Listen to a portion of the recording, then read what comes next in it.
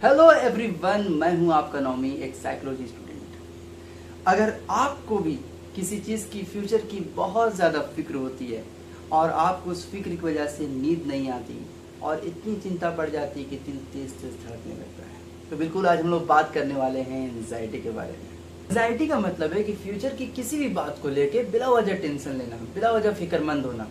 हालांकि वो इतनी बात बड़ी नहीं है, लेकिन फिर भी उसको लेके टेंशन लेना थोड़ा बहुत हम जब लेते हैं टेंशन तो वो नॉर्मल होता है। थोड़ी बहुत फिक्र क्या होती है, बिल्कुल नॉर्मल। लेकिन जब वो ज़रूरत से ज़्यादा हो जाए, जब आपकी लाइफ को अफेक्ट करने लगे, आप अपने लाइफ में देखते हो कि धीरे धीरे आपकी लाइफ अफेक्ट हो रही है, आप पढ़ने में कमज़ोर होते जा रहे हो, आपकी याददाश्त कमज़ोर हो रही है, या आप बिला वजह अपने टेंशन को बढ़ाया जा रहे हो और बहुत ज़्यादा आपकी लाइफ अफेक्ट होती है, आप गुस्सा कर रहे हो, तब ये जाके एनजाइटी में कन्वर्ट हो जाती है। फॉर एग्ज़ाम्पल कि आपका एग्ज़ाम है वो 1 महीने के बाद है, लेकिन आप बिला वजह का डर ले रहे हो, बिला वजह का टेंशन ले रहे हो कि पता नहीं मैं फेल हो गया तो, नंबर कम आ गए तो क्या होगा, है ना। किसी के सामने जाना है, आपको कहीं इंटरव्यू में जाना है।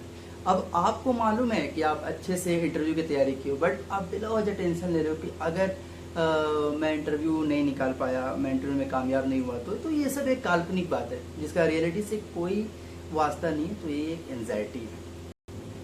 अब हम बात करेंगे कि एंजाइटी के कुछ सिम्टम्स होते हैं जो अगर हमारे अंदर पाए जा रहे हैं तो हम एटलीस्ट कुछ थेरेपिस्ट से जाके मिलें और अपनी एंजाइटी का इलाज करा सकें। तो मैं आपको बताऊंगा कि एंजाइटी के कुछ सिम्टम्स हैं वो क्या क्या होते हैं। जैसे होता है कि दिल तेज़ धड़कना, राइट।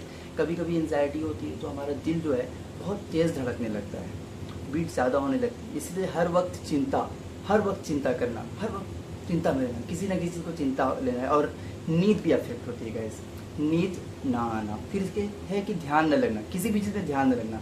आप पढ़ाई कर रहे हो, आपकी पढ़ाई में ध्यान नहीं है, आप बेलौजा चिंता कर रहे हो, राइट। और इस तरीके से छोटी बात पर भी घबराहट होना, यानी किसी छोटी छोटी बात पे भी आपको घबराहट होगी। और बार बार नेगेटिव सोचना, यानी जो नेगेटिव सोचना वो इतना बढ़ जाता है कि आपकी दिल तेज तेज चलने लगते हैं। तो ये सारे के सारे जो है ना एंजाइटी के सिम्टम्स हैं। अगर आपको भी ऐसा सिम्टम्स देखने को मिल रहा है तो आप थेरेपिस्ट से मिलो। अब देखो क्या है कि इससे हम कैसे निपटे।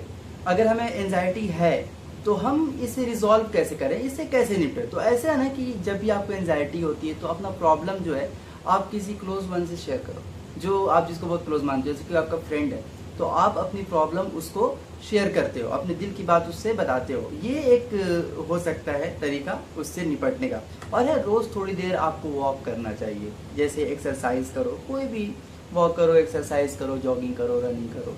और मोबाइल और सोशल मीडिया से थोड़ी दूरी होनी चाहिए, क्योंकि जब हम मोबाइल और सोशल मीडिया देखते हैं तो कुछ ना कुछ हम उसमें ऐसा देख लेते हैं। अभी एक शॉर्ट्स चला है, जैसे कभी खुशी की चीज़ देखते हैं, फिर अगले क्षण हम कोई गम की चीज़ देख लेते हैं, तो कभी खुशी और कभी गम वाला मामला होता है, और वो भी एंजाइटी को ट्रिगर कर सकता है। तो इसलिए हमें मोबाइल से दूरी थोड़ी बनाए रखनी है, सोशल मीडिया से दूरी बनाए रखनी है। और ये है कि जो चीज़ कंट्रोल में है उस पर काम करो, जो चीज़ कंट्रोल में नहीं उस पर काम करके क्या फ़ायदा। ओके, तो जो चीज़ कंट्रोल में उस पर काम करो और अल्लाह पे भरोसा रखो। सबसे बड़ी बात कि हमें अल्लाह पे भरोसा रखना चाहिए और दुआ करना चाहिए।